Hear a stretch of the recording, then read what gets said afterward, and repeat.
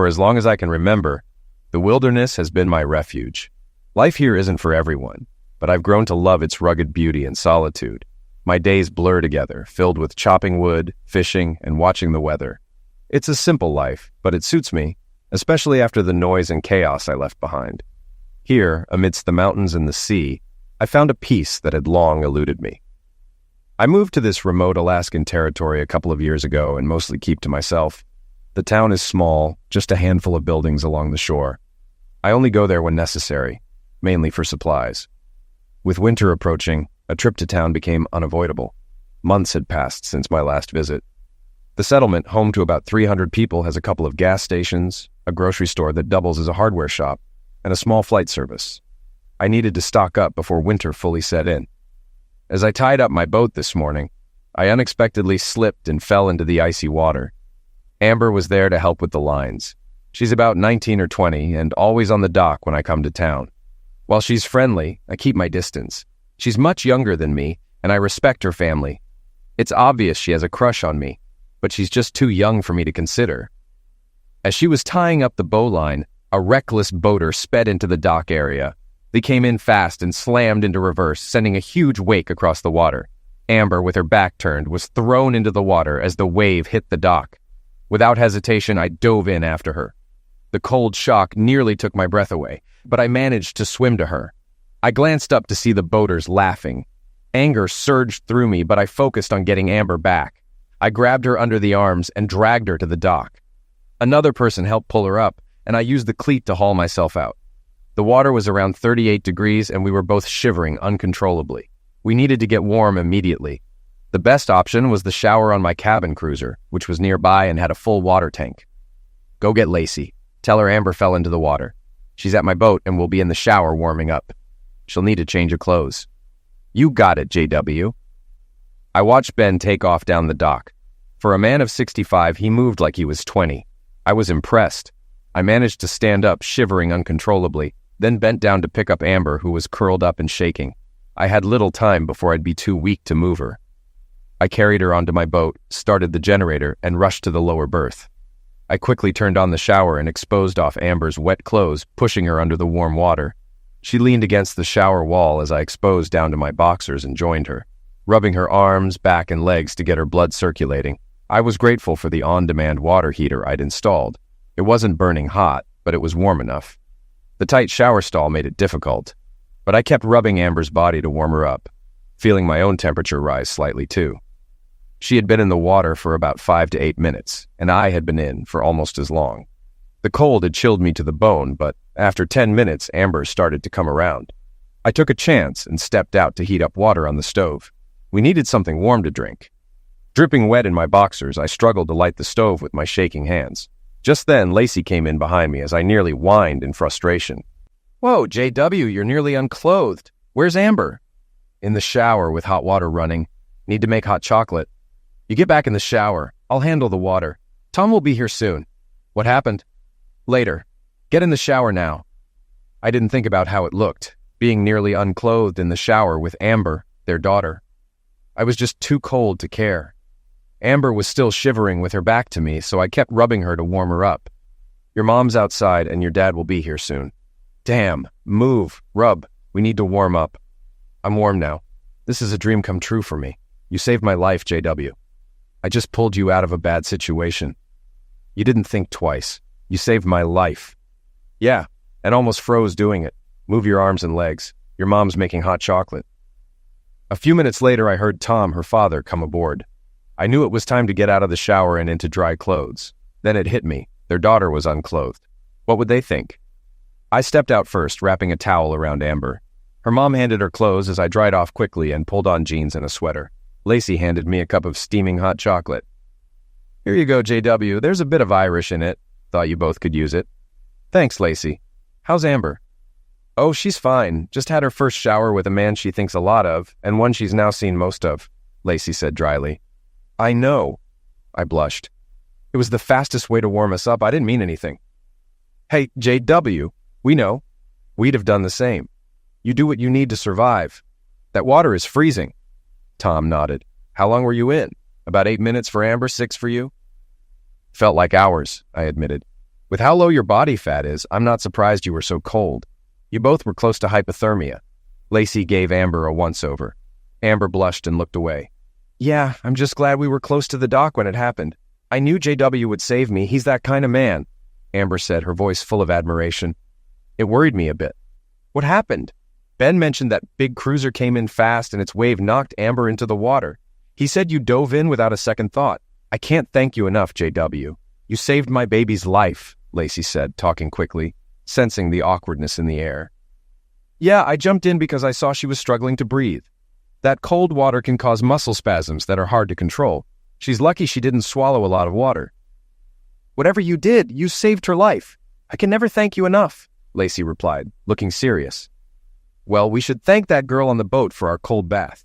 She came in way too fast, and the wake was at least 4 feet high, I said, letting my anger show. Probably that actress. She's been here with her crew scouting locations for a movie. She's a terror, from what I hear, Tom added, sounding disgusted. After some more talking, Tom, Lacey, and Amber left. Before stepping off the boat, Amber hugged me tightly and gave me a hot kiss on the lips. I managed to pull away before things got more awkward in front of her parents. As she spun around and left, I looked at Tom and Lacey, who were laughing. Looks like you've got something to think about, JW. Better watch out. You might get hitched, Tom teased loudly. Amber, not far down the dock, blushed and turned away. Ben stayed behind, chatting about my heroics while I tidied up. I needed to head to the store for supplies, the whole reason I was in town. Amber's reaction troubled me. It was the first time she'd tried to kiss me, and she did it well. What were her parents thinking? Later, I headed to the general store to pick up what I needed. I overheard talk about the Hollywood group that had flown up to experience Alaska. I rolled my eyes. A few weeks here wouldn't teach them what living here was really like. Too many people were showing up each year. I missed the days when there were fewer people, and everyone minded their own business. I've become a bit of a hermit. I'm 35, living off my land in the Alaskan wilds. Made enough money in the 90s to set up here, so now I mostly live off the land and sell things online to cover some expenses. I enjoy the simple life. A few years back, my fiancée left me months before our wedding. Looking back, I realize I dodged a bullet. Since then, I've decided I don't need or want a relationship, at least for now. As I approached the store counter, I overheard some chatter. She's here to film a movie set in Alaska, one man said. Flying out at the end of the week in her fancy jet from Ketchikan. JW, you should meet her. She's a looker and about your age. Maybe she's searching for a real man, Jacob teased. Cut it out, Jacob. I'm not interested in any woman, especially a movie star. She almost got me eliminated today, I snapped. Why so cranky? You just took a quick swim, someone else chimed in. Why don't you try that swim and tell me how nice the water is, I shot back. And stop trying to set me up, I'm fine. Relax, JW, Jacob laughed. But Emma thinks you could use a woman around. Yeah, right. Like I need that headache, I muttered. Emma walked in just then. What's this about, JW? You do need a woman, trust me. Please stop trying to find me one. I don't want or need it. I was lucky when the last one left, I replied irritably. Jacob changed the topic. Got any more of those cedar picnic tables ready? Yeah, I've got 4. I'll drop them off in a few weeks, or maybe Paul can bring them if he stops by. Paul's crabbing again? Emma asked. Thought his wife would have stopped that. He's providing for his family. She should appreciate that, I defended. Women prefer their men alive, Emma shot back. Not everyone wants to be tied down, I replied. Blame the one who left me, not all women. She was never right for you, Emma said dryly. Maybe, but I'm less angry now, I admitted. After a round of laughter at my expense, I settled my bill. It's $374.98, Jacob said. I paid cash, grabbed my supplies, and headed to my boat. With these provisions, I'd be set for winter. I had a knack for reading nature's signs, and I felt a harsh winter was coming. I ran back to the store to get my mail. Inside, a crowd blocked the walkway. I need some lotion.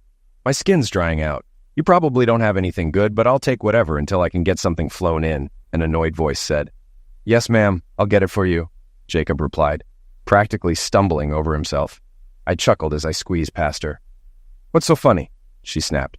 Him, I pointed to Jacob. I've never seen him move that fast. He never helps me like that. You must be royalty. If anyone else talked to him like you did, they'd be thrown out. You find strange things amusing, she huffed. Learn some manners and how to handle a boat. You nearly eliminated someone today, I shot back. Her bodyguards moved in, but I warned, back off or you'll get hurt. They tried to intimidate me, but I faced worse. You're the guy who jumped in, right? She asked. Yeah, that water's deadly. Hypothermia sets in fast. You're overreacting. You seem fine, she said. Took 45 minutes to warm up after just 8 minutes in that water. You almost eliminated her and me, I retorted. Maybe you should take a dip and see for yourself. Grabbing my mail, I pushed past. I can't stand people who think a short visit means they understand my world. You're a rude idiot, she called after me. Yeah, you have a nice day too, I replied, holding back from saying worse as Emma entered. This actress reminded me too much of my ex-fiancé, spoiled and self-centered. As I walked out, I overheard her asking Jacob about me. I missed his response, but I knew he'd smooth things over. He ran a business, after all. Her attitude irritated me, but I couldn't deny she was the most beautiful woman I'd seen in years. Not that it mattered. Beauty doesn't excuse recklessness. Most women in town were either married or too young. No single women my age, and I had no interest in a married one. Besides, I was already dealing with keeping Amber at a distance. I realized Amber had grown into a beautiful woman, which shook me since I'd always seen her as just a kid. Heading back to the cabin, I chuckled, picturing Jacob rushing to fill the actress's order. He acted like she was special, but to me, she seemed snobbish, just looking for publicity. Back at the cabin, I unpacked and started dinner. As the stew warmed on the stove, I looked out to the beach and spotted some driftwood to collect in the morning. Some of it could be used for making tables, and the rest would become firewood or material for home projects. My workshop is powered by a generator, and the cabin sits on a hill with a stunning view of the ocean and mountains. I own 50 acres, debt-free, so my expenses are minimal. Over the next few days, I gathered driftwood from the beach and offshore, towing it with my D6 cat. I cut it into planks and firewood, enough to keep warm through winter and make more picnic tables. My shop is decorated with glass floats I find while beachcombing. Most are green, but sometimes I find blue, yellow, or even red ones. Locals admire the setup, but I just see it as adding a bit of color. A few days later, I was on the mountain collecting branches for chair making. The weather was awful, but you can't wait for perfect conditions here. During lunch, I saw a white streak with black smoke in the sky. At first, I thought it was a meteor, but it was a small jet with a burning engine. The jet came in fast at a bad angle. The pilot tried to pull up, but the left wing hit the water, spinning and breaking apart with each wave. I knew it would end up on the spit, a dangerous spot. If it crossed, it'd be lost along with anyone on board. I raced to the beach, jumped on my four-wheeler, and sped to the spit. Next to the burning wreck, I grabbed my fire extinguisher. It was a 10-pound unit, nowhere near enough to put out the blaze, but enough to buy time. I aimed the nozzle at the smoking fuselage and emptied it, hoping to get inside and help whoever was still there. I saw a limp figure in a seat, released the seatbelt, and dragged them away. I went back 6 more times until the flames blocked my path. The pilots were likely dead, given the crushed cockpit. I tried to get closer, but was forced back by the heat. The bodies I pulled out were the movie star and her group. She was the first one I had rescued, though I hadn't realized it at the time. One of the 5 men I saved started coughing. His cough was more like a before-end-of-life rattle, with blood coming from his mouth, ears, and nose. Weakly, he grabbed my shirt. "Tell my wife. I'm sorry. I love her." Then he went still. He was gone. I checked the others. Another man had likely died before I pulled him out. Both bodyguards were dead. The 4th man was badly injured. His gray face worried me.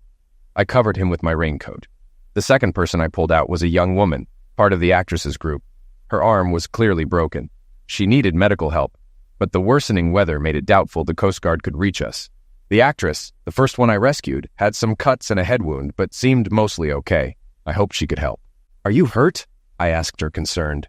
"My arm and back are sore, but I think I'm okay," she responded, wincing. "How's Sam? The guy with glasses, chinos, and loafers?" She hesitated, her voice breaking. "He didn't make it. He asked me to tell his wife he loved her." I felt a pit in my stomach. "Oh no. What about the others? Janice, Paul, Jim? The pilots?" "Rest," she said quietly, trying to steady herself. "Janice's arm is broken. Paul is in bad shape. Jim, the pilots, and your bodyguards? They're gone." I could barely speak. "No, you need to get help. Paul is my only lifeline." "I can't move him," she replied urgently. "It might make things worse. Go sit with him and Janice. I'll make calls and grab supplies. I'll be back in 15 minutes. Understand?" She nodded, dazed. I watched as she walked over to Paul and Janice. None of them were dressed for the cold. They probably thought they'd be in LA by lunchtime. I hurried back to the cabin and radioed the Coast Guard. The response came quickly, but filled me with dread. We can't fly out until at least the day after tomorrow. 75-knot winds and zero visibility. The cutter's grounded too. You're on your own, JW. I trusted the chief. If he said they couldn't come, it was bad. But I was desperate. Can't you send anyone? The man won't make it without help. The chief's voice was grim. What about the others? Pilots are dead, I answered flatly. 4 others dead. 1 woman with a broken arm, another with cuts. The man's in bad shape. His pupils are uneven. Could be a concussion or worse. I'm sorry, JW. We can't risk it. I'll have the surgeon talk you through some things. I'm not a doctor, I protested, feeling overwhelmed. I barely keep myself out of trouble here. You can do this. The surgeon will guide you and we'll come as soon as we can. I swallowed hard. What should I do? It's getting colder. The doc says to move him carefully with a blanket. I'll try using the trailer's lift bed, I muttered, formulating a plan. Be careful, he warned. Get him inside and near the radio. You might need to set the woman's arm too. Got booze? Yeah, but not for me, right? I joked half-heartedly, trying to lighten the tension. No, for her. Have her drink before you set the arm. Set her arm? I repeated, my voice rising. I'm not trained for this. The doc will guide you, the chief assured me. It'll heal faster if set now. Just relax, you can handle this. I was in shock. 1 minute I was having lunch, the next I was playing doctor. I loaded blankets, pillows, and jackets, then sped back to the wreck. I parked close to Paul to limit movement. The women were by his side, visibly shaken. The actress looked at me, her eyes wide. Did you call emergency? Help is coming, right? I shook my head, trying to keep my voice calm. In this part of Alaska, emergency is you and me. Coast Guard can't come. This is a rare storm. Her face paled. But what about Paul and Janice? I called the Coast Guard, I replied. A doctor will guide us. It's the best we can do. That's not good enough, she cried, her voice breaking. You're not a doctor and I have no training. Listen, I said firmly, trying to keep control. We're all they've got. Help me move Paul. Keep his head aligned. She was frozen for a moment, but I didn't have time to argue. It was getting darker, and we had to act fast. We managed to get Paul back to the cabin, stripped off his wet clothes, and put him in my bed. I had a king-size bed for the women and took the couch. I radioed the chief again, my voice tense. Is the doc available? The injured man's here, barely hanging on. Yeah, the chief replied quickly. Give him the vitals. Temperature, pulse, skin condition. Listen to his heart. Okay, hold on, I said, taking a deep breath before getting to work. Janice, surprisingly calm, gave the vitals. Weak pulse around 40, cold and clammy, swelling on his right side, head wound, weak breathing. Paul's in serious trouble, the doctor said, but we can only wait. He then explained how to set Janice's arm. I was nervous, but Janice made it simple. She took a swig of whiskey and said, You have to do this. It's a simple fracture. You can do it. I've never done this before. You'll be fine. Trust me. Somehow I managed to set her arm without more damage. Splinting went smoothly. When she came to, Janice said, Lucy, let JW check your head. No, I'm fine. Lucy shot me a glare. My arm's broken, so I can't help you. Your cut is still bleeding. Let JW bandage it, Janice insisted. The booze gave Janice some courage, but Lucy shot me a look I couldn't quite decipher. Part superiority, part fear. I didn't want to focus on her right now. There were more urgent injuries to deal with. JW, do something, Janice urged, her voice tense. Lucy's losing blood. Damn it, I muttered under my breath. She'll hate this. She doesn't want me touching her. And how do you even know my name? Jacob and his wife told us, Janice explained. And she doesn't hate you. It's the opposite. I do not, Lucy snapped, glaring at Janice for siding with me. He's an idiot, a dirty bum, I shot back. I'm not a bum. If you weren't so stuck up, never mind, you need help.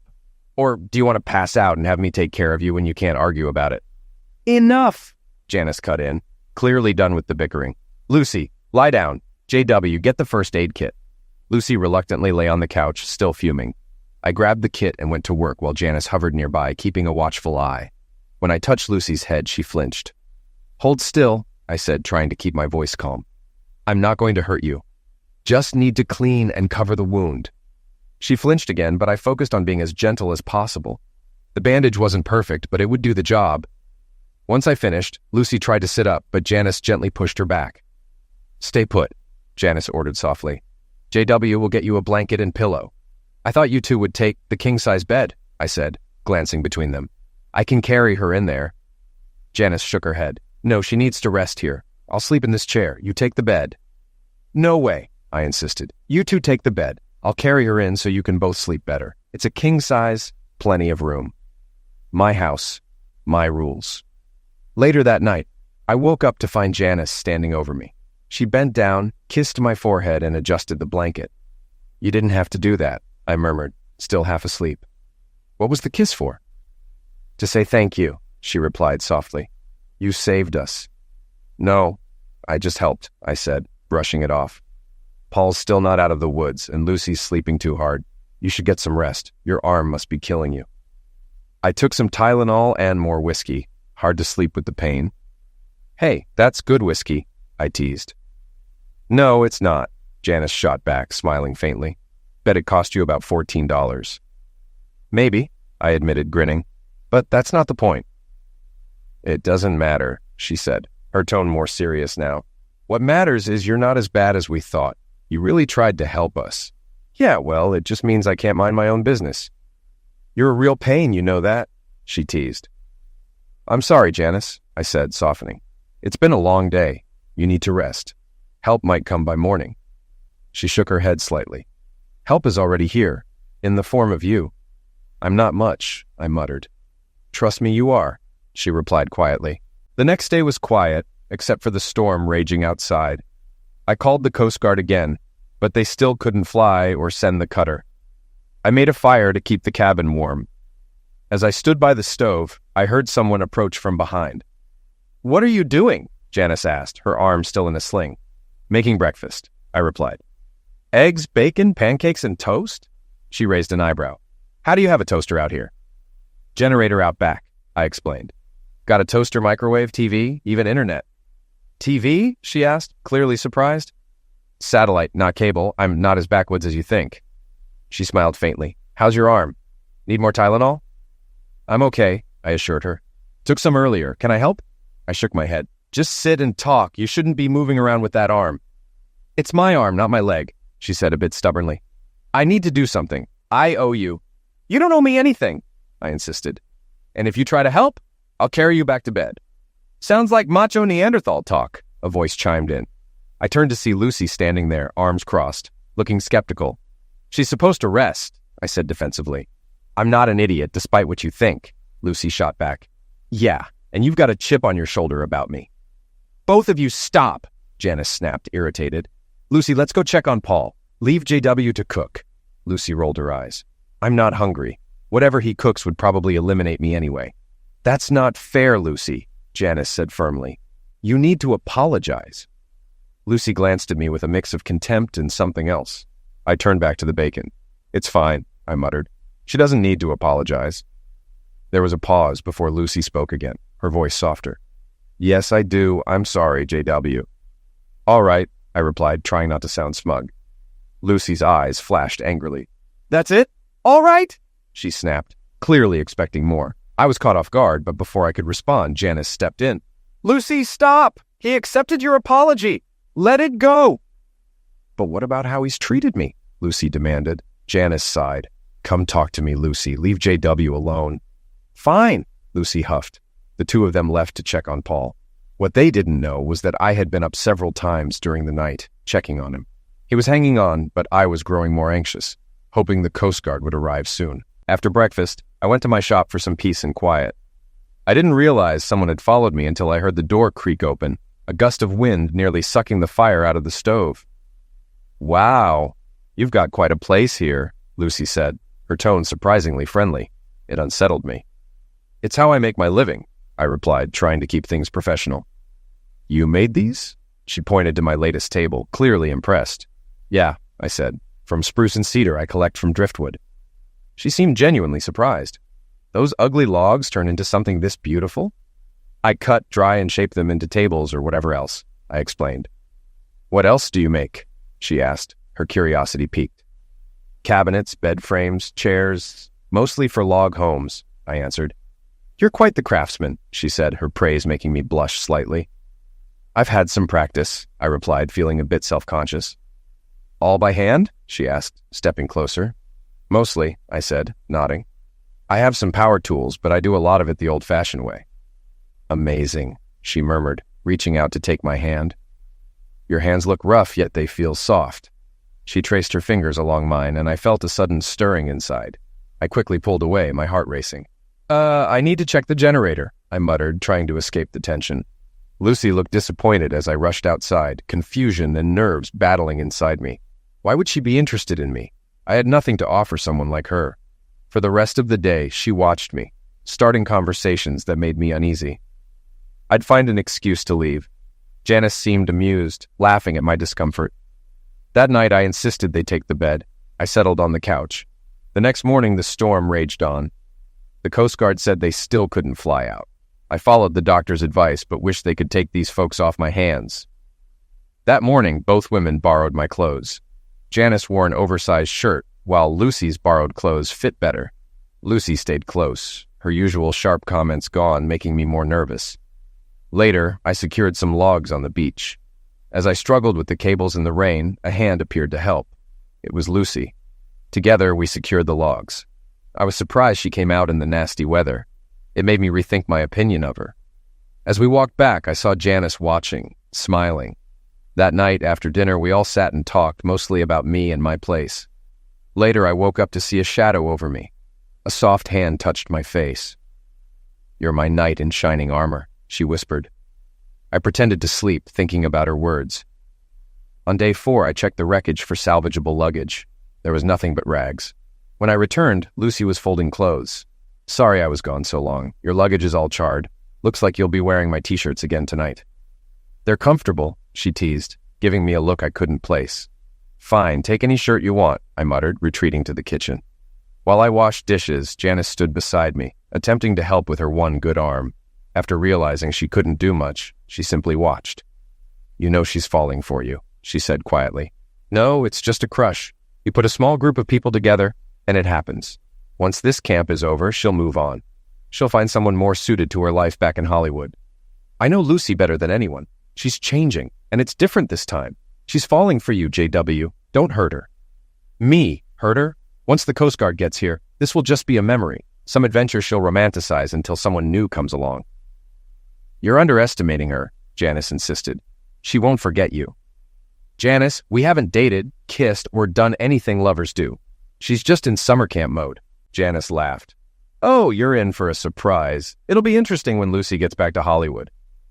You mean when she goes home? No, I mean Hollywood. She thinks of this cabin as home now. Janice, it's been 4 days. There's no way she's in love with me. It's just summer camp syndrome, trust me. That night at dinner, I thought back on our conversation. Maybe my comparison wasn't perfect, but it was close enough. Lucy hung on every word I said, almost embarrassingly so. I'd handled women who thought they were in love with me before, like Amber, so I figured I could handle Lucy too. Later, I woke up to a shadow standing over me. In the dim light, I saw it was Lucy. I pretended to sleep as she softly whispered, I love you, JW. You're my knight in shining armor. Her hand touched my shoulder and her lips brushed my cheek. It took all my will not to react. Even after she left, I felt the warmth of her touch linger. I spent the rest of the night arguing with myself while checking on Paul. I told myself it was just summer camp syndrome, but I kept wondering, what if it's not?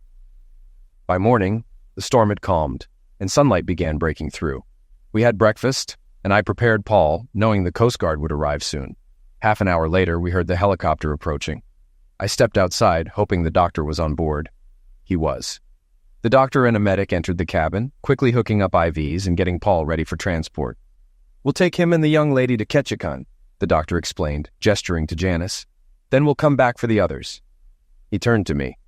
You did a good job, JW. Paul's going to be okay. I'll stay with Lucy for now, Janice said firmly. The doctor hesitated, but eventually nodded in agreement. After the helicopter left, I noticed Lucy staring at me, visibly unsettled. What? I asked, confused by her gaze. Tears welled up in her eyes. You saved our lives, she said softly. I shrugged. Just did what anyone would have done. She shook her head. No, you saved us. They'll be back soon to get you too. You'll be out of here soon.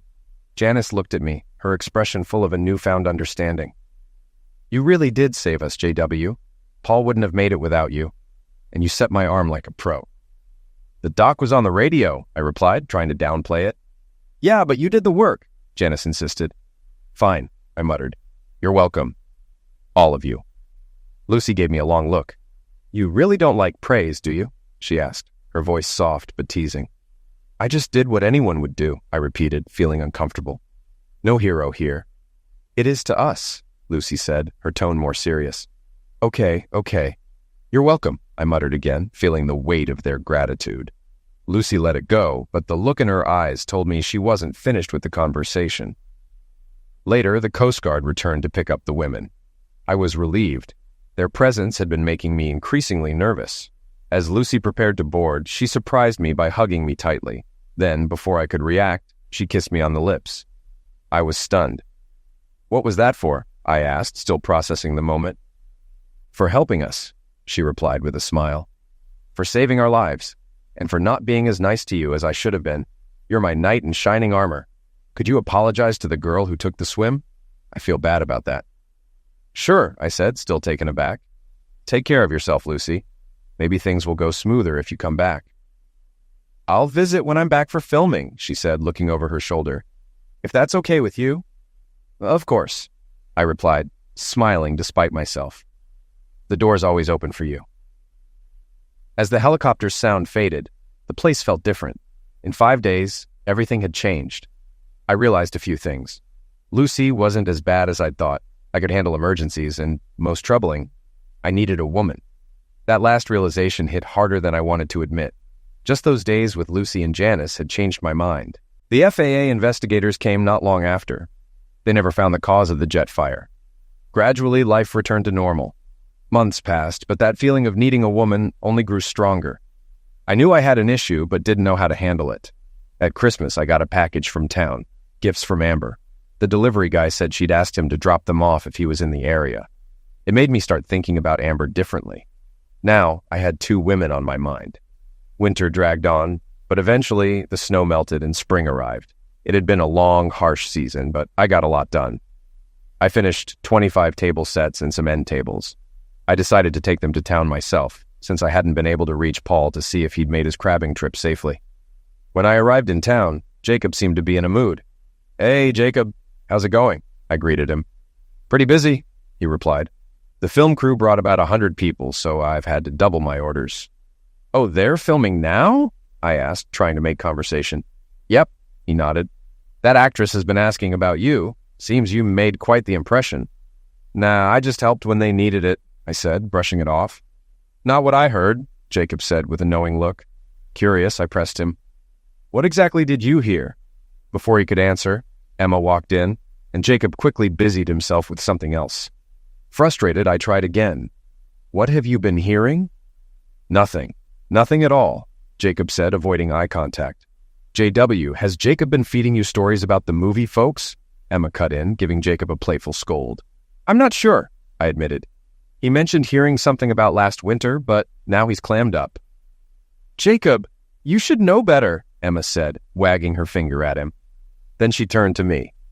That actress has been asking about you, JW. She's really interested. Wants to talk and thank you for the care you gave her.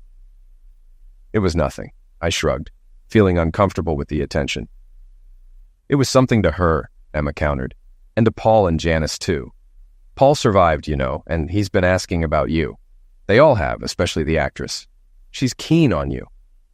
I was just lucky to help, I said, trying to deflect. Couldn't save everyone. But saving Paul meant a lot, Emma said, her voice softening. They'll never forget you. Got a thing for her, JW? She's quite pretty. No, I replied too quickly, feeling a bit embarrassed. Emma raised an eyebrow, clearly seeing through my attempt to deny it. Uh-huh, she said, not buying it. You do like her, and she's interested in you too. Stop, Emma, I said, feeling cornered. Don't go there. JW, you need a woman, Emma insisted, her tone more serious. No man needs a woman, I shot back. Might want one, but need. Priests and monks do fine without. Emma sighed. I won't argue your choices, JW, but you're wrong. You've been angry ever since that woman left you for that doctor. Now you've got a chance with a good woman, and that actress might be the one." "An actress? No way," I scoffed, shaking my head. "She's human, beautiful, well off, and has heart," Emma replied pointedly. "More than I can say for some." I frowned. "I thought you were my friend, Emma. You're not helping." "I am helping, JW, Emma insisted. "This Hollywood gal might be just what you need. It's time to move on." "Yeah, right," I muttered, unconvinced. "Why would she be interested in me? I'm just a hermit. I helped because I was there, that's all." She had no other choice. Emma was smiling, looking over my shoulder. I turned to find Lucy standing behind me. Janice stepped closer to me, causing Lucy to move aside. "So, JW, where's this flight service you mentioned?" Her eyes sparkled with mischief. I knew I'd have to point it out, but not as close as I had with Lucy. My face turned red, and Janice noticed. "JW, that blush says it all. Looks like you just realized you didn't need to get that close to Lucy earlier. Go on, show me where it is." "It's over there," I said quickly, pointing. I could hear Emma, Jacob, and a few others in the background snickering. "You're about 6 feet away from me now, just like when Lucy was standing here. Why did you get so close to her but not to me?" Janice pressed. I stammered, trying to come up with an answer. I wasn't thinking." Janice grinned and softened her tone. "Relax, I'm just teasing." Lucy moved beside me, hooking her arm through mine. I could smell her hair, which made me even more nervous. Janice, still smiling, said, "Maybe we should leave you two lovebirds alone to sort this out." "We're not lovebirds," I snapped, surprised at the harshness in my voice. Lucy looked up at me, her expression unreadable, before stepping back. Janice's smile quickly faded, and she started to apologize. "Sorry, JW, Janice said softly. "Stop, Janice," I replied, shaking my head. "All I was doing was pointing to the flight service." "Oh, really?" Janice teased, her mood shifting. "Yes, really," I said firmly. Janice raised an eyebrow. "Then you weren't about to kiss Lucy?" No," I stammered, feeling cornered. "I was just standing close." "And your heads were inches apart," Janice pressed. "You both know you were about to kiss." "Janice, stop," Lucy interjected, her voice calm but insistent. "JW was just being nice." Janice wasn't convinced. "You two were at each other's throats last time," she reminded us. "Then, when you got back to LA, Lucy, you were complaining nonstop. You even started researching Alaska, specifically JW. You both clearly like each other more than you admit." I shifted uncomfortably, trying to leave the conversation, but Emma's voice cut through, stopping me in my tracks. "JW," Emma said firmly, "you need to explain yourself to this young lady." Trapped, I turned back to Lucy, who was watching me with a mix of fear and hope in her eyes. Lucy." I hesitated, unsure of what to say. I wanted to find the right words, but nothing came. Lucy stepped closer, her gaze locked on mine. "Yes, JW," she asked softly, batting her eyelashes in a way that left me utterly lost. "I'd like it if you came to the cabin this Saturday," I blurted out before I could stop myself. Her face lit up. "I'd love to," she replied quickly. "Janice and Paul have been talking about your place since last fall. We've missed it." "You were only there a few days," I pointed out, feeling awkward. "But you took care of us," Lucy said, her voice softening. "You saved us." "I was just in the right place at the right time," I insisted, trying to downplay it. "And you helped," she continued, stepping even closer. "Yeah, I helped," I muttered, my heart racing. "And I owe you for that," she added, her eyes never leaving mine. "No, you don't," I said, shaking my head. She moved even closer, our faces now inches apart. I could feel her warm breath, and for a moment I didn't want that feeling to end. "Thank you," she whispered, her voice barely audible. "You're welcome," I replied softly. In that moment, her lips met mine, and without thinking, my arms wrapped around her instinctively. She kissed me passionately, holding on tight, and I found myself kissing her back. Suddenly, I felt a presence beside me. Janice was inches away, grinning. "Hey, you two. My turn next." Blushing, we pulled apart. Janice stepped in, kissed me lightly, then smiled at us both. "I'm hurt. You won't love me like you do the fair Lucy," she said theatrically. "Janice," Lucy said, sounding annoyed. Trying to lighten things up, I said, "Janice is right. We shouldn't have kissed. We don't really know each other that well." "Oh, JW," Janice cut in. "You have a lot to learn about Miss Lucy. She's been digging up info on you all winter." Lucy blushed, looking a bit frightened. "She's entitled to find out whatever she wants about me," I said. "I'm not hiding anything." "Oh, how about your feelings for one particular lady?" Janice shot back. "Janice, you come on strong when you want to," I replied. "You're not ready for how much Lucy is focused on you," Janice continued. "I think you need to be warned." "Janice!" Lucy nearly shouted on the verge of tears. I felt for her. I was the center of her interest, and it made me blush too. I turned to Lucy. "Look, I think I like you more than a little. I'd like to get to know you better, but I'm just me. What you see is what you get." Emma and Jacob were beaming. I felt like this was all happening too fast and in the wrong place. Backing away, I said, "I'm not one to discuss personal matters in public. If you want to come out, the door's open. Use the flight service if you want to save time. I've got to go." As I walked down the dock, I glanced back. Lucy and Janice were arguing on the porch, while Emma and Jacob stood there smiling, waving at me. They'd never waved at me like that before. I almost missed seeing Amber as I stepped onto my boat. She was coming out of the store. I hadn't seen her inside, so I wondered, where was she during all that? The whole incident felt like grade school. Do you like her? She likes you. I didn't like it then, and I wasn't a fan now. Despite missing Lucy, I hoped she'd get too busy to come back. I didn't want complications, and I could tell being part of her life would be just that. Saturday morning, I heard the float plane approaching. It banked hard, then descended toward my dock. It was Joe himself flying, even though he was in his 70s. I wondered why he took this flight instead of one of his other pilots. As he docked, I grabbed the line and tied it off. Janice stepped out of the plane first, followed by Paul and then Lucy. Lucy looked around nervously until her eyes landed on me. Her face lit up and she started walking toward me. As she got closer, she broke into a run, throwing her arms around me and hugging me tightly. She kissed my cheek, and before I knew it, that kiss turned into a passionate one. Joe, standing nearby, cleared his throat. When should I pick you up tomorrow?" he asked. Janice smiled over at him. 4 in the afternoon will work." "Okay," Joe nodded. "Bringing back any fish or game?" Janice chuckled. "I doubt it. Maybe just Lucy and her big old bear," she teased. "Janice, stop it," Lucy said, stamping her foot in protest. "No, Joe, just us." Joe nodded again, then untied the plane and climbed aboard. "See you all tomorrow. Take care," he called out, waving as the plane taxied out and lifted into the sky. We all stood watching as it banked and headed back. Paul turned to me, offering his hand. "Glad to finally meet you standing up," he said with a grin. "Thanks for saving my life last winter." "You're welcome," I replied, shaking his hand firmly. "Come on up. I'll grab your suitcases, Lucy." Lucy shook her head. "I can carry my own stuff, thanks." Paul interjected, giving Lucy a teasing look. "Let him help, Lucy. You argue more than any woman I know."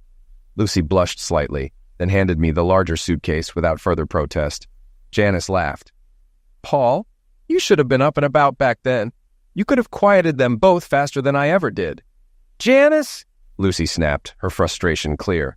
"Don't make me forget how long we've been friends." "Oh, relax, Lucy. I'm just teasing," Janice replied, a mischievous smile on her face.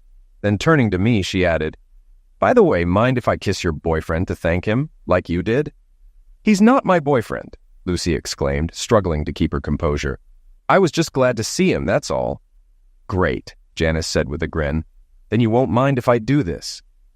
Before Lucy could respond, Janice stepped forward, hugged me tightly, and kissed me on the lips. The kiss lingered longer than I expected.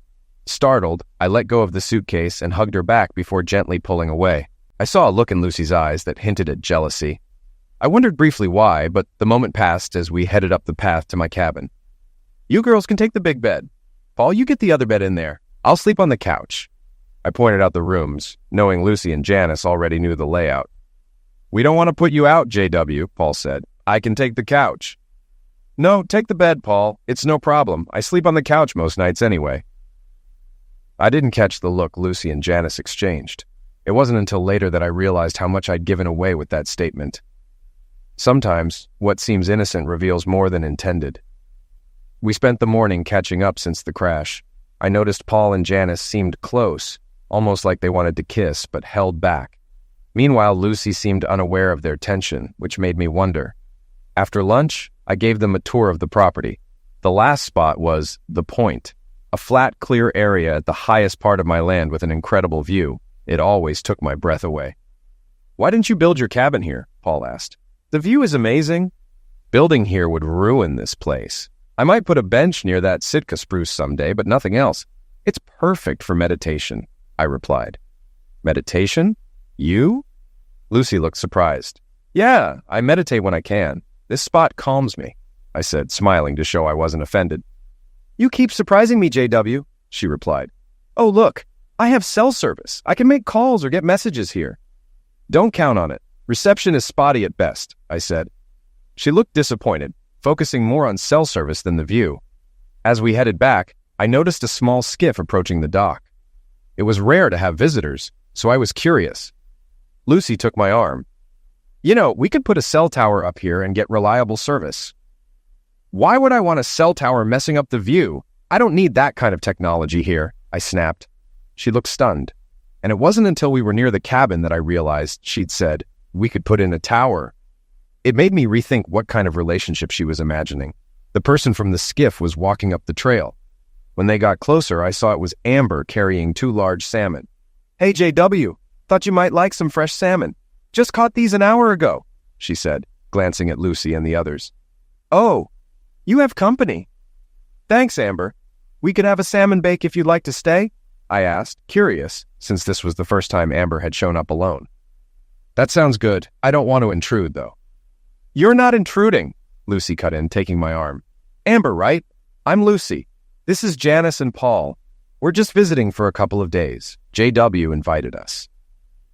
Amber stayed cool, though I caught a spark in her eyes as Lucy linked arms with me. I began to rethink my invitation, but it was too late. Amber was already inside the cabin. Lucy tightened her grip on my arm. Janice looked like she was barely holding back laughter, while Paul just smiled at me. I was starting to regret having company. Inside, Amber went straight to the sink. Got a fillet knife? I'll get these ready for baking, she said, flopping the salmon onto the counter. I handed her the knife and stepped back. Lucy, Janice, and Paul watched as Amber expertly filleted the salmon, leaving the skin and guts in one piece. Both salmon were done in just minutes. I noticed all 3 of them had a yuck look on their faces. Amber finished, and there was a brief silence before I spoke up. Amber worked at the canneries in high school. She's had a lot of practice. Lucy stared at Amber, then at me with a look I couldn't read. Janice had a similar expression, while Paul struggled not to laugh. Amber looked at me with an oddly personal gaze. The silence grew awkward. So, how about I get the grill going? Paul, can you help me? I asked. Paul nodded, and we stepped onto the back deck. The women stayed inside, talking. Looks like you've got your hands full, Paul said. Yeah, I'm not sure what to do, I admitted. Well, you have 3 choices. Go after Lucy, pursue Amber, who seems already hooked, or get on your boat and take off, he said. He nailed it. All 3 options had crossed my mind. What would you do? I asked. If I weren't into Janice, I'd go for Lucy. She's changed a lot since last summer, and you're a big part of that. But if I were you, I'd probably choose Amber. She's used to this lifestyle and seems level-headed. In other words, I'm on my own, I sighed, lighting the grill. Yep, it's up to you, partner, but you might need to act soon, he said with a knowing smile. That boat is looking pretty tempting, I muttered. Paul laughed. He was a solid guy who knew I had to work things out myself. The day had opened my eyes. I had to decide who I really needed in my life. The hard part was knowing someone would get hurt. For a moment, I seriously considered Paul's 3rd option. Could I make it to the boat without being caught? Dinner quickly turned into a verbal duel. It started with Lucy's question to Amber. So, Amber, are you planning on going to college this fall? Amber glanced up before replying. Probably not. My dad's a guide, and I'll likely join the family business, she answered with a smile. I'm sure taking some business classes could help with that, Lucy suggested, clearly probing. The University of Alaska offers online courses, and I'm already taking some. Besides, my man lives nearby, and I want to stay close, Amber replied, glancing at me. Paul and Janice exchanged amused looks, ready to laugh. It was clear both women had a common focus. Me. Getting out and seeing the world could be good for you, honey, Lucy pressed on. You might find better opportunities. Amber's gaze turned icy. I've seen the world, honey, and I know what and who I want in it. Her tone was dripping with sarcasm. Lucy kept pushing. But a girl your age could learn so much by going to a university. Why limit yourself to this small place? Amber's eyes locked onto mine. We both know we want JW. I'm not leaving just so you can swoop in. I love him just as he is. I was stunned. I hadn't expected Amber to make such a bold declaration. Janice and Paul shifted in their seats, bracing for a possible confrontation. Lucy took a deep breath. I'm closer to JW's age, and I can give him a more stable life. I do a lot for him. Amber's expression hardened. You'd probably try to change him, build a mansion here, and leave him alone while you're off filming. And you'd plan kids into a strict schedule, with nannies to raise them. Each word was like a dagger aimed at Lucy's lifestyle. Lucy's face flushed with anger. I have a career that requires planning. I make my money by being present, not hiding away in some backwoods place. Janice quickly stood and dragged Lucy outside. Paul glanced at me, the humor gone from his eyes. He silently followed them outside, leaving me alone with Amber. Amber turned to me, regret on her face. I'm sorry, JW. I didn't mean to upset her, but I had to stand my ground. I think I should go now. In that moment, everything clicked. I realized why I'd felt uneasy about Lucy. Her career would always come first, and I'd always be second. Amber, on the other hand, was ready to put me first. But she didn't know that I was already in love with her. I loved Amber. Amber got up to leave, and I followed. I pulled her into my arms, and her tears began to fall. I'm so sorry, JW, Amber sobbed, her voice breaking. I always mess things up when I'm close to you. I just love you so much. I gently kissed her on the top of her head. Go clean up. We need to talk, I said softly, guiding her toward the bathroom. Once she was inside, I stepped outside and found Lucy and Janice deep in conversation. As I approached, Janice stepped aside, sensing the tension. Lucy, we need to talk, I said quietly. Lucy nodded, tears brimming in her eyes. I know, she whispered. You and I won't work. I do love you, but I can't walk away from my career. It comes first. We should call Joe and leave today. I pulled her into a gentle hug. She kissed me softly, the kiss carrying the weight of goodbye, more like a farewell between friends than lovers. After a moment, Lucy and Janice walked away together to find Paul. As they left, I turned to see Amber standing in the doorway, looking sad and uncertain. I motioned for her to come closer. Your parents know you're here? I asked gently. Yeah, she said, nodding. I told Mom I was going fishing. It's late to go back by boat, I pointed out. Do you want to fly back with Lucy, Janice, and Paul? Amber's head snapped up, her eyes filled with fear and reluctance. No, she said hesitantly. I'd rather stay. Amber, I said, my tone soft but serious. Do you know why Lucy is leaving today? She shook her head. No. It's because we both realized that we wouldn't work out, I explained. Her eyes dropped to the ground and I could see her confusion. I took a deep breath. And I realized I loved someone else. Her eyes widened in surprise. Who? You, I said, my voice steady. I love you, Amber. Without hesitation, she leapt into my arms, covering my face in kisses. I love you, JW, she whispered, her voice filled with joy. We saw Lucy, Janice, and Paul off. There were no hard feelings, just the acceptance of what wouldn't be. After they left, I turned to Amber. Think you should call your parents and let them know where you're staying tonight? I asked, curious about how she'd handle it. Amber made the call. I heard her tell her mom she'd be spending the night with me. Her mom's response was something I'd never forget. Well, it's about damn time.